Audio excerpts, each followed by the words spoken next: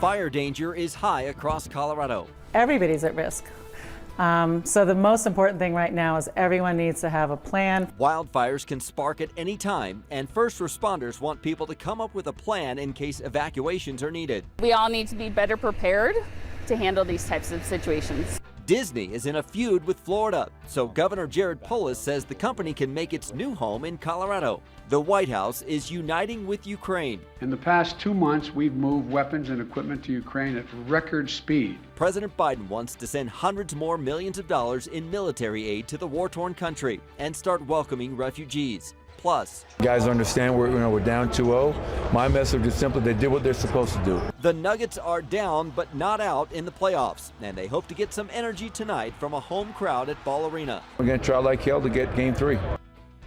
Yeah, no time like the present to turn things around. We want to start at 11 with the warm and dry weather. We're seeing a beautiful look from Lookout Mountain, but we could reach a record high today with temperatures nearing 80 degrees. And the warm temperatures plus the lack of rain we've had plus the winds means there is a high fire danger across the Front Range right now. Here's a look at all the watches and warnings that are in effect.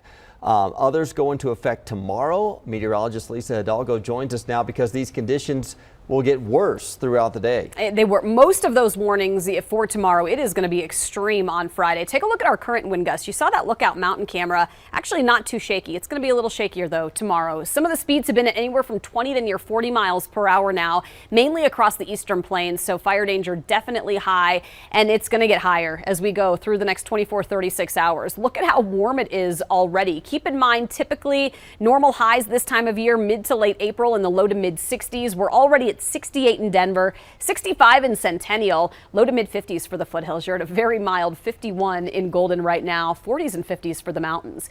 It'll be a nice warm up. We're likely going to hit highs right around 80 degrees this afternoon. Pretty warm from Denver to Fort Collins and Greeley, hot down across parts of southeastern Colorado, and pretty mild up and through the mountains. Now there is a big change coming Friday night into Saturday from high fire danger tomorrow to it looks like rain and snow this weekend. We'll take a look at the change, Brian, here in just a few minutes. Yeah, it's a welcome change. All right, thank you, Lisa. We are working to learn more about the damage from a fire burning in the San Luis Valley. It's burning near the town of MONTE, VISTA, a town of about 4,000 people and 4 hours south of Denver. We know multiple homes here have been destroyed. There are still some evacuation orders in place, but most have been lifted. Firefighters say they have stopped the fire from advancing at least. A fire sparked yesterday in Boulder County, prompting evacuations near the Table Mountain area between Boulder and Longmont.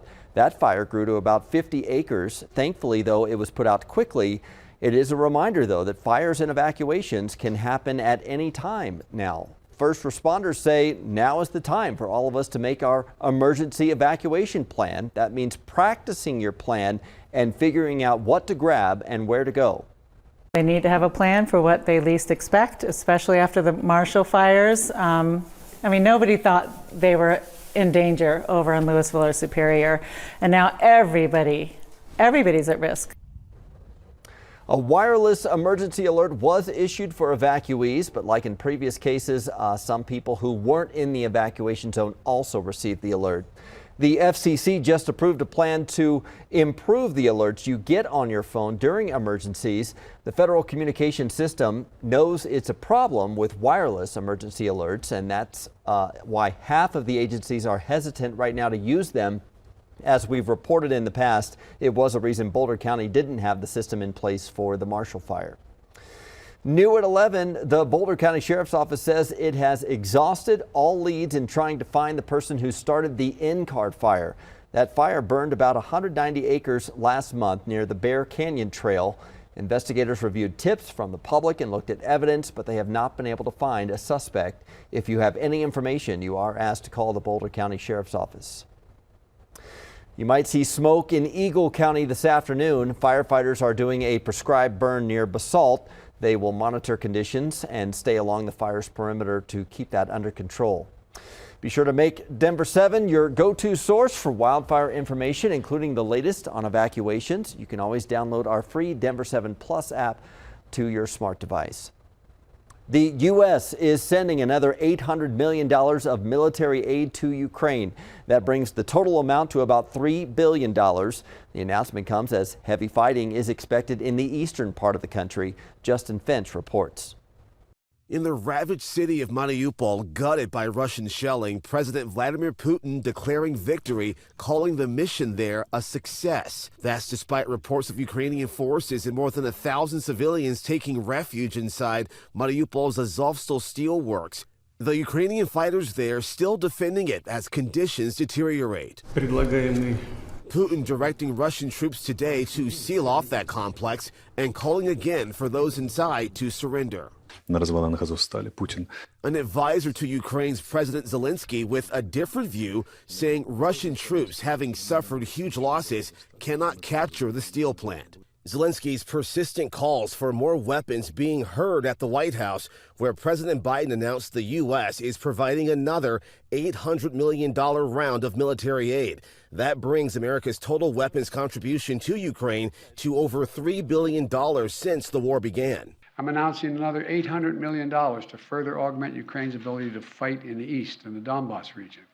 This package includes heavy artillery weapons, dozens of howitzers, and 144,000 rounds of ammunition to go with those howitzers. It also includes more tactical drones. The White House also announcing its Uniting for Ukraine initiative, allowing U.S. citizens and groups to sponsor Ukrainian refugees seeking temporary refuge here in the U.S. That effort, as the UN now reports nearly 8 million Ukrainians are displaced from their homes. Justin Finch, ABC News, Washington. Well, a doctor from Boulder saw the urgent need for medical supplies in Ukraine. Dr. Maritza Polk traveled to Poland with other medical professionals earlier this month, and they delivered medical supplies and body armor donated by the Boulder County Sheriff's Office and Boulder Police Department. Ukrainian women will use that to safely deliver supplies while under fire. They can only stay at any border camp for 2 weeks. And then they have to go to another one. Well, it's just women and children. They don't speak the language. They don't have a job. They have no money. And so the hardest thing is what do you do? Like, I put a Band-Aid. I'm like, okay, I'll fix your foot. But what are you going to do? Your country's being, in the middle of a war. Amazing work that she's doing. She was inspired by her father, who fought in the Hungarian Revolution. She's raising funds to buy and deliver more supplies. We have a link to donate right now through thedenverchannel.com. Disney and the state of Florida are in a feud right now, and Governor Jared Polis says if Disney wants a new home, it's more than welcome here in Colorado. First, a little background here. Florida Governor Ron DeSantis moved to take away some of Disney's privileges in Florida that allow the company to operate its district as its own government. The governor made the call after Disney came out against a gay rights bill that some say is discriminatory. Well, this could get interesting because Florida lawmakers just voted to strip Disney of that designation. This state is governed by the interests of the people of the state of Florida. It is not based on the demands of California corporate executives. DeSantis is also going after Twitter. He said Florida would look into holding the Twitter board of directors accountable for refusing Elon Musk's bid to buy the company. And this is where Governor Polis also comes in. In a tweet on his personal account, he offered to grant full asylum to Mickey and Minnie. In another tweet, he said he'd be happy to see both companies in Colorado. In Colorado, we don't meddle in affairs of companies like Disney or Twitter. Hey, Disney, we're ready for Mountain Disneyland. And Twitter, we're ready for Twitter HQ2. We haven't heard a response from either company about Governor Polis's offer. Twitter's headquarters currently is in San Francisco, but it does have offices in Boulder.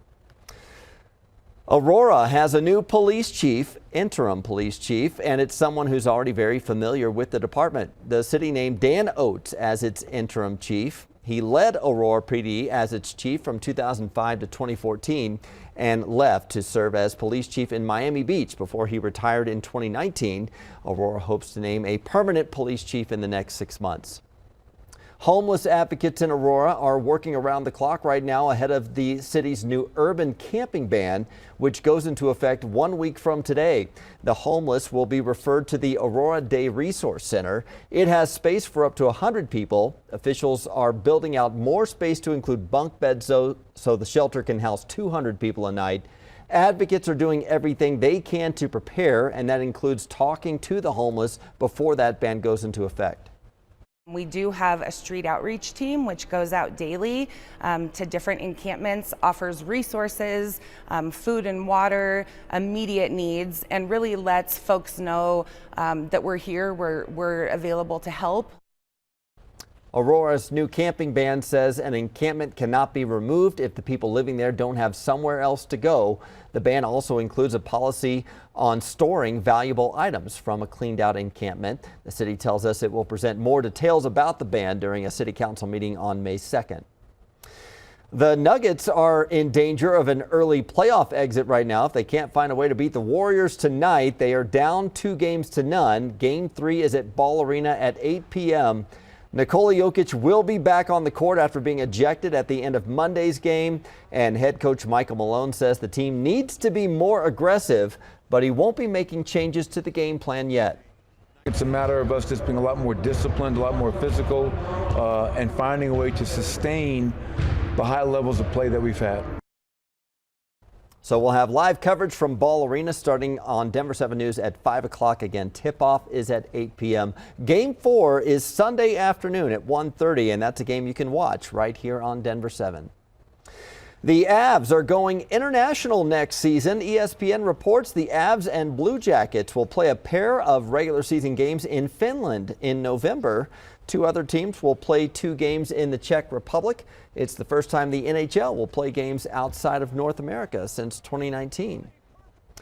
We've been living in a pandemic for more than 2 years now, and we're starting to see how it's impacting our kids and their mental health.